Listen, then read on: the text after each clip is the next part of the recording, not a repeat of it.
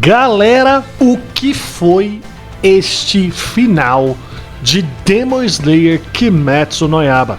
O que foi o final do arco do treinamento dos Hashiras e o início do arco do Castelo Infinito que vai encerrar o anime de Demon Slayer? Meus amigos, o que foi isso? Só tem uma coisa a dizer.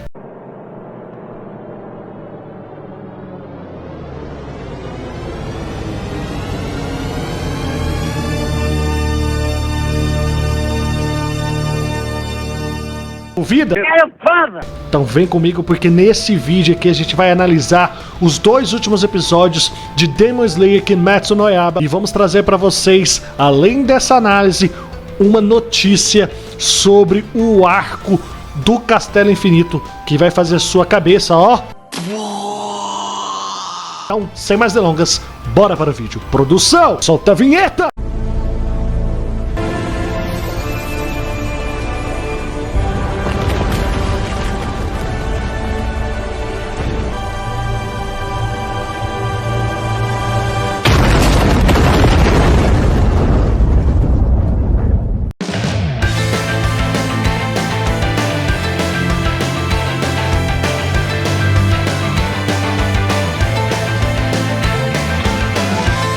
Oi, eu sou o Murilo e você está assistindo ao The Geek. Galera, sejam muito bem-vindos a mais um vídeo aqui no canal. E no vídeo de hoje a gente vai conversar sobre esta obra-prima de final de temporada de Demon Slayer Kimetsu no Yaiba, que eu arrisco a dizer que não existe na face dos animes um final de temporada tão como esse. Não tem.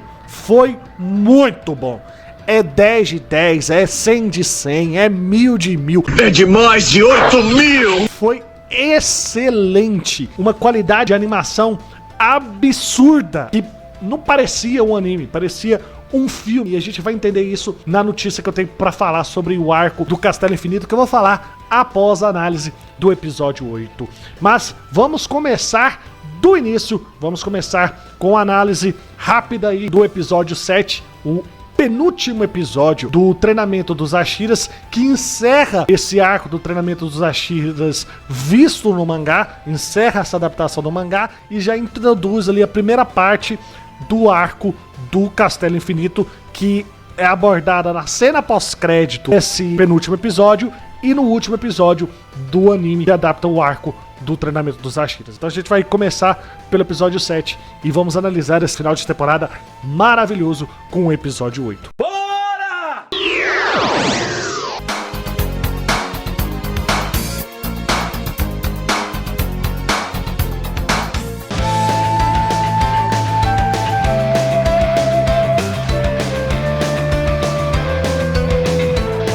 Galera, esse episódio 7 começou ali já no final do episódio 6, quando a gente vê o Tanjiro concluindo ali o treinamento com o Hashira da pedra, o Gyomei, quando ele consegue empurrar a pedra. A gente vê o Tanjiro extremamente desgastado fisicamente, até mesmo desidratado pelo esforço que ele fez de empurrar a pedra. E também vemos que o fato do Tanjiro conseguir empurrar a pedra foi importante para fazer com que os seus melhores amigos, o Inosuke e o Zenitsu, tivessem reações distintas. Enquanto o fato do Tanjiro ter empurrado a pedra motivou o Inosuke a usar a sua respiração e também conseguir empurrar a pedra, isso fez um efeito completamente inverso no Zenitsu, que ficou extremamente apavorado, chamando o Inosuke e o Tanjiro de monstros, ele totalmente estagnado com o que estava acontecendo ali. Temos uma interação bastante interessante entre o Tanjiro e o Gyomei. O Gyomei chega lá, dá água pro Tanjiro, vê que o Tanjiro tá exausto e fala pro Tanjiro que o Tanjiro conquistou o respeito dele porque ele não tinha muita confiança em crianças mais novas devido ao seu passado, mas que o Tanjiro, não só pelo fato do Tanjiro nunca ter desanimado perante esses treinamentos com os Hashiras e ter conseguido superar cada um deles, mas pelo fato de que lá no arco da Vila dos Ferreiros ele preferiu entre aspas, sacrificar a Nezuko para salvar vidas humanas.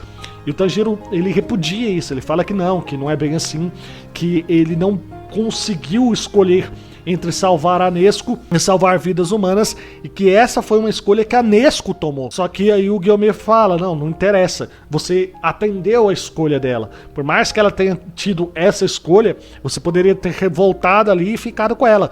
Não, você atendeu o pedido dela e foi ajudar quem precisava, então você adquiriu a minha admiração. E aí ele conta para o Tanjiro sobre o seu passado, a gente entende por que o Gyomei tá sempre chorando. A gente descobre ali que o Gyomei, ele era meio que um monge que cuidava, vamos dizer assim, de um orfanato. Ele cuidava ali, junto com ele, umas 8 crianças. Na época ele tinha apenas 18 anos de idade. Só que, numa bela noite, uma dessas crianças descumpre a regra que ele havia implementado ali para as crianças, porque nessa época os Onins ainda eram considerados como sendo mitos, isso incentivados pelo governo e também pelos próprios caçadores de Onins, que incentivavam que a existência dos Onins fosse passada para a população geral como sendo apenas um mito, para não causar pânico. Mesmo assim, haviam aqueles que acreditavam que esse mito pudesse ser verdade e por isso colocava tipo que um incenso com aquelas flores que a gente viu já no início de Demon Slayer, que são fatais, que são tóxicas para os Onins. Então eles tiravam essas flores, colocavam ali do lado de fora das casas em forma de incenso durante as noites para impedir que os Onins entrassem ali nas casas. Só que uma dessas crianças descumpriu o pedido do Gyomei de que eles não poderiam ficar fora da casa durante o período da noite.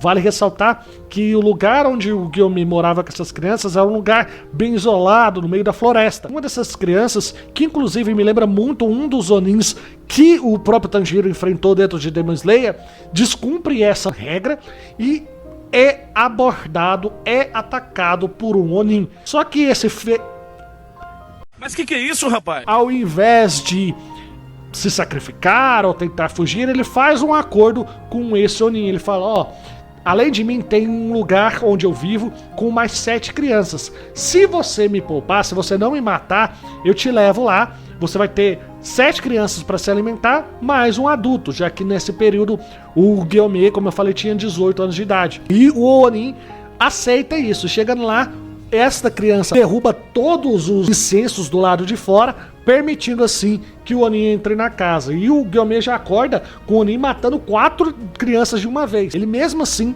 consegue se impor ali na frente das outras crianças que sobraram e ainda fala assim, ficam atrás de mim. Só que por medo ou qualquer outra coisa, 3 dessas crianças saem correndo e acabam sendo assassinadas a sangue frio, tendo suas gargantas cortadas pelo Onin, e apenas uma fica atrás do Gyomei, que é a Saoi. A Saoi, já vimos desde o início desse flashback que ela tem uma relação bem próxima com o Gyomei nessa época. Isso porque no início, quando a gente vê o Gyomei contando sobre esse seu passado trágico, ele fala que cuidava dessas crianças, a gente vê eles compartilhando uma refeição e a Saoi vai lá e entrega a sua própria refeição pro Gyomei, falando que o Gyomei é fraco, tá franzino, que ele não tá se alimentando direito e tudo mais. E ele fala que não, que ela pode comer e tudo, etc. Então isso mostra que há um carinho por parte dela para com ele e por parte dele para com ela. Há essa reciprocidade. E nesse momento ela fica atrás do Gyomei. Ela é a única que fica atrás do Gyomei.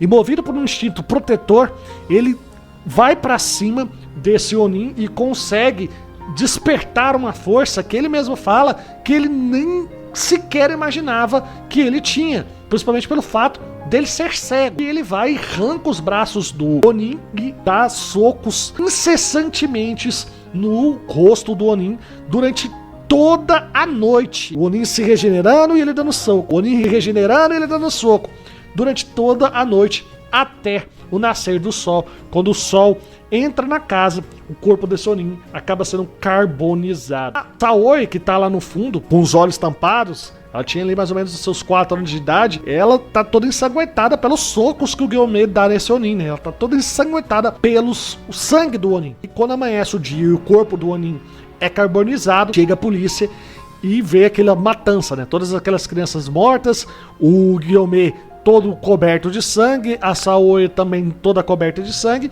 e pergunta pra menina o que aconteceu. E ela fala que esse homem é um monstro, se referindo talvez, ou pelo menos segundo o que foi entendido pela polícia, ao Guillaume. E com isso, o Guillaume acaba sendo preso e sentenciado à morte por execução. Só não sendo executado porque o Kagaya, que é o líder dos Hashiras, o líder dos Demon Corps, vai lá, consegue pagar a fiança dele, consegue conversar lá com o governo e acaba libertando ele. E um detalhe que a gente fica sabendo é que o Kagaya tinha apenas 14 anos de idade e o Guillaume 19, quando ele é libertado ali pelo Kagaya. E isso mostra o quanto o Kagaya sempre teve esse lado mais de liderança, esse lado de acolhedor. E o Guillaume até mesmo fala no episódio 8 que o Kagaya sempre soube falar as palavras certas no momento certo para a pessoa certa, atingindo as expectativas dessa pessoa do que ela queria escutar. E o Kagaya sempre sabia falar isso no momento certo, não só para acalentar o coração da pessoa com qual ela estava falando, como foi o caso do Guillaume, mas também para motivar essa pessoa. Então esse é o passado trágico do Guillaume, e é por isso que o Guillaume tá sempre chorando. E o Tanjiro se emociona muito ao escutar essa história do Guillaume, e o Guillaume vai lá e fala que reconhece ele mais uma vez e esfrega a cabeça dele, e ele vê nesse ato ele esfregando a cabeça da Saori. Ou seja, por mais que o Guillaume seja um cara hoje extremamente forte fisicamente, nesse momento ele revela uma mágoa, uma fragilidade interior bem interessante. A partir desse momento a gente vê também que o Zenitsu tá lá abismado, ainda se escondendo, sem querer fazer o treinamento ali com a Rocha, abismado com o Inosuke, abismado com o Tanjiro, e ele recebe uma carta. Inicialmente ele não quer ler a carta, e depois que ele lê, ele tem uma mudança de comportamento extremamente épica, vamos colocar dessa forma, porque até então, o Zenitsu sempre foi o alívio cômico, sempre aquele medroso, sempre aquele que não conseguia acreditar no seu verdadeiro potencial. E a partir desse momento que ele recebe essa carta, ele já muda de personalidade, ele se torna um cara mais concentrado, ele se torna um cara mais sério. Tanto é que tem uma cena que o Tanjiro vai levar um peixe pra ele, e ele tá sentado numa pedra de costas. Ele sempre tinha essa postura um pouco curvada, ele já aparece com uma postura mais reta, o rosto todo ensanguentado. O Tanjiro até estranha a forma como ele tá, pergunta pro Zenitsu o que aconteceu. O Zenitsu não quer entrar em detalhes, mas tá apertando a carta com as mãos e com o seu rosto todo ensanguentado. E a gente tem um momento também em que o Inosuke e o Genya dão uma estranhada uma com outra, porque eles estão lanchando ali, e o Genya fala a preocupação da Shinobu com relação a ele, que o Guillaume não quis treinar ele completamente nesse arco, porque o Genya não tem um domínio das respirações, mas a partir do momento em que o Genya conta pro Guillaume que ele estava usando-se dos poderes dos Onins ao se alimentar dos Onins, o Guillaume manda ele pra Shinobu fazer exames com ele. A Shinobu desce o sarrapo em cima do Genya pelo fato de ele estar se alimentando de Onins. O Tanjiro até defende a Shinobu falando, não, provavelmente ela deve ter feito isso pelo seu bem, né? Ela deve estar preocupada com a sua saúde. E nesse momento o Inosuke acaba zoando com a cara do Genya pelo fato do Genya não ter poder de conseguir manejar e conseguir utilizar qualquer tipo de respiração. E os dois começam a brigar, obrigando o Tanjiro a imobilizar o Inosuke sentando em cima dele. E aí acaba o episódio e temos uma cena pós-crédito, maravilha, Alberto, extremamente cinema, que vocês viram no início dessa análise do episódio 7, que é o Muzan Jackson. Quer dizer, que é o Muzan Kibitsui chegando na mansão do Ubuyashiki, o líder da Demons Corp, o líder dos Caçadores de Demônios, o líder dos Hashiras. É uma cena cinema, absolutamente cinema. Slow motion, névoa, os passos ecoando, a textura das pedras, tudo perfeito, tudo sensacional. E é uma cena pós-crédito de deixar o Kevin Feige com inveja, porque é muito boa e já dá ali nesse final do episódio 7, o tom do que seria o 8º e último episódio desse arco e o quão épico ele seria. E é sobre isso que a gente vai conversar agora. É verdade.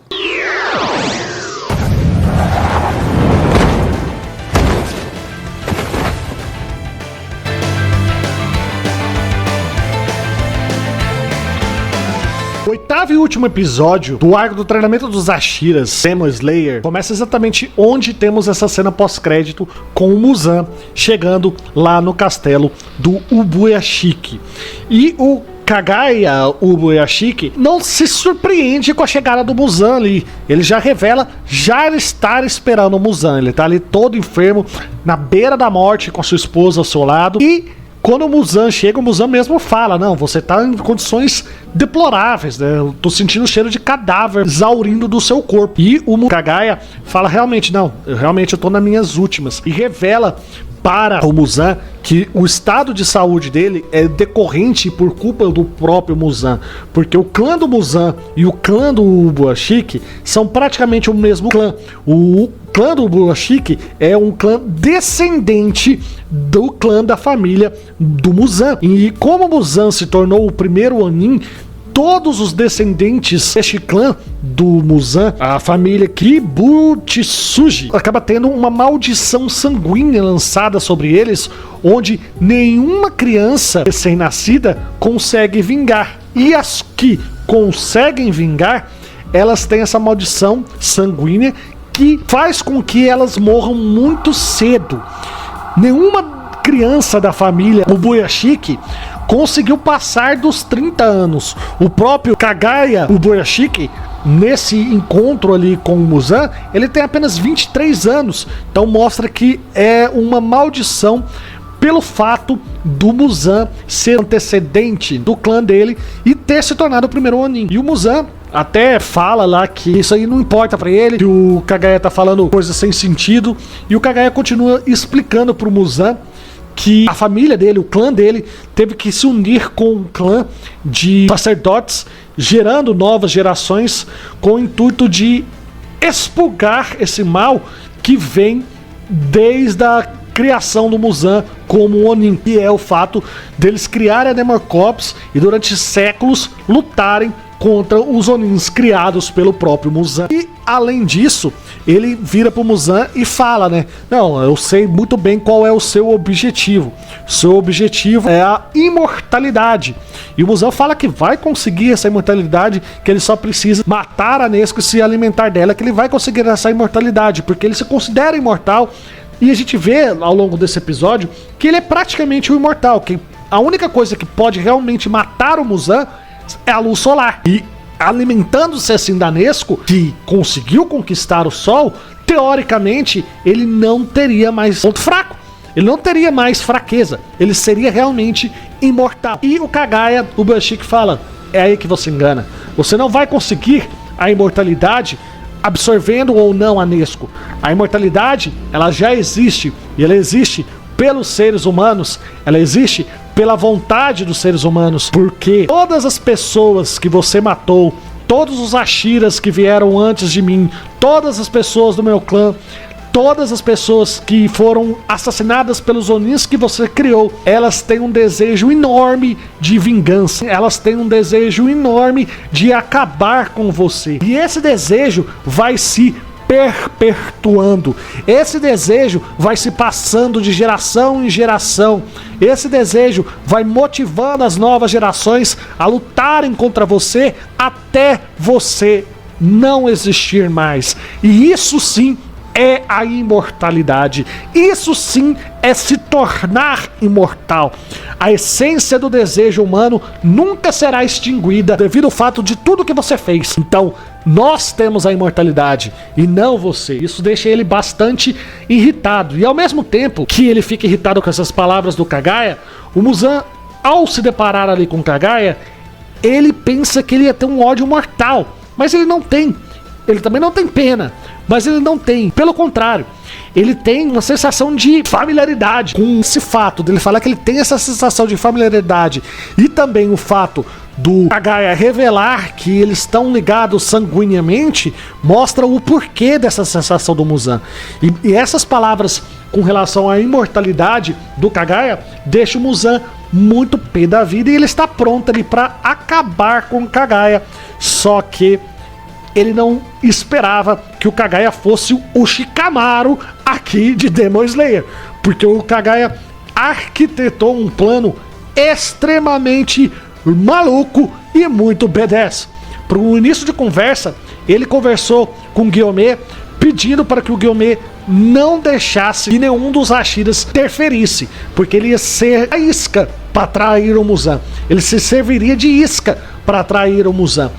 E provavelmente se sacrificaria com o intuito de, ao menos, abaixar um pouco o nível de poder do Muzan, com o intuito de, ao menos, quebrar um pouco as defesas do Muzan. E é exatamente isso que o Kagaya Ubashiki faz. Numa cena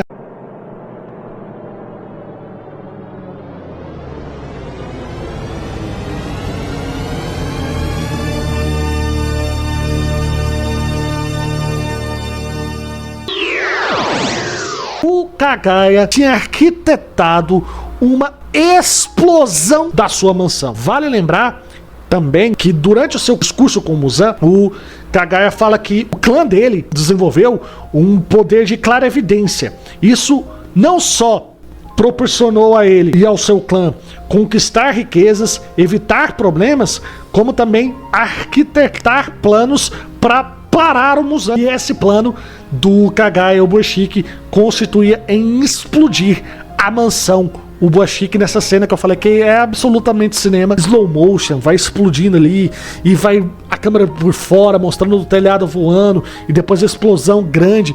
Cara, simplesmente sensacional. Os Hashiras correndo ali, porque eles já tinham sentido a presença ali do Muzan de frente com o Ubashiki.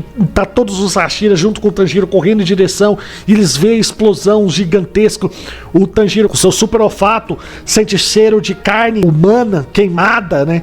E a gente vê o Muzan sendo arremessado, todo queimado e tudo. E o Muzan fala: cara, eu sabia que esse cara tava empregando uma armadilha, tava preparando uma armadilha, mas eu nunca ia imaginar que ele ia se sacrificar junto com a sua esposa e suas duas filhas. Esse cara é louco. Como que ele faz isso?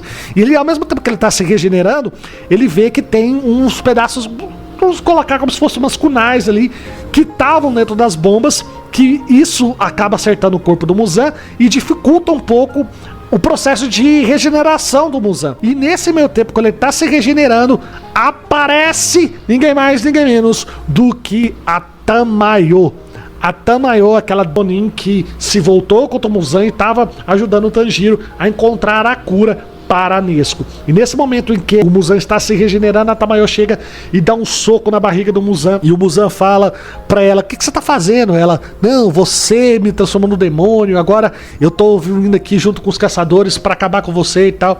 O Muzan fala: não, mas peraí, eu te transformei, mas não fui eu que matei sua família, não fui eu que matei seu esposo, não fui eu que matei aquele tanto de seres humanos, você fez isso porque você quis. Aí ela: não, eu só aceitei você me transformar porque eu queria curar da minha doença pra ficar com os meus filhos, e por sua culpa eu acabei matando os meus filhos. E além disso, sim, eu fiz isso tudo, eu matei todos esses seres humanos, mas de séculos pra cá eu venho trabalhando pra expurgar os meus pecados, e eu só vou conseguir expurgar tudo que eu fiz conseguindo te matar. E você agora tá absorvendo as minhas mãos, só que nas minhas mãos tem um vírus que eu fiz, ou melhor dizendo, um antivírus. E esse antivírus é responsável por fazer com que os Onins voltem a ser seres humanos. Eita porra. Olha o quanto o Kagaya foi estrategista. Ele atraiu o Muzan, ele explodiu o Muzan para o Muzan se regenerar e ainda colocou pedacinhos ali, vamos colocar de Shuriken, para dificultar o processo de regeneração do Muzan.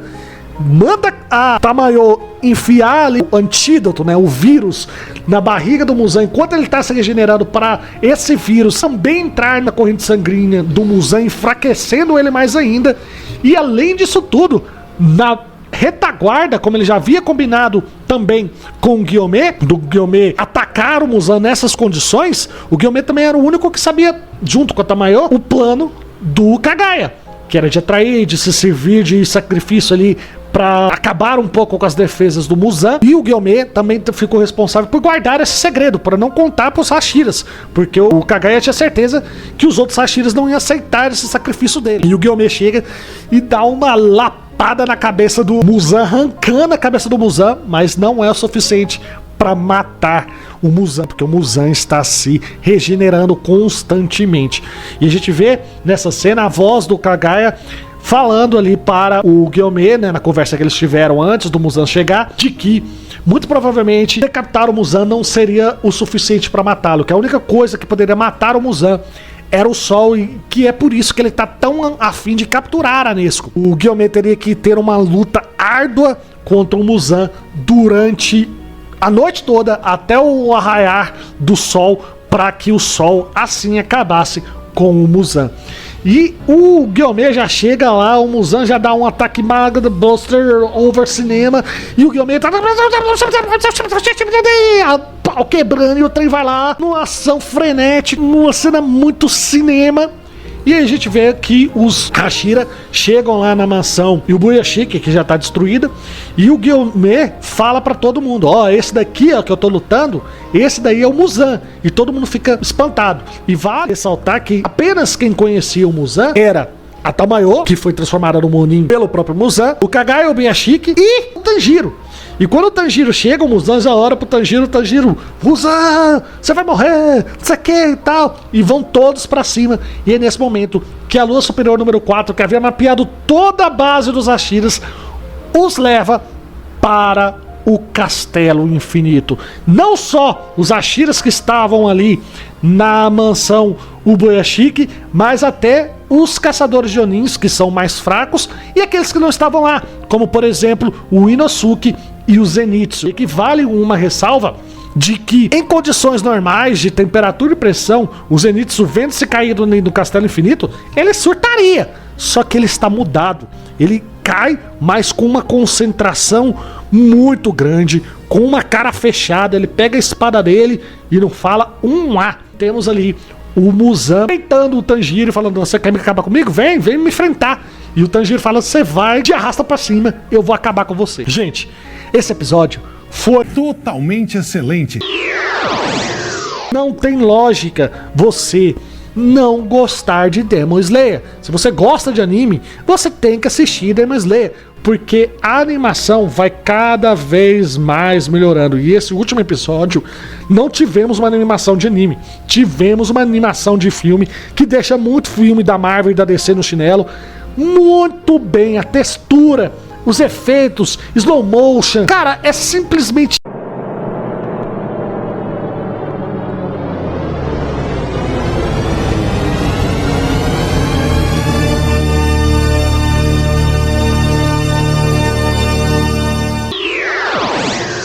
muito bom.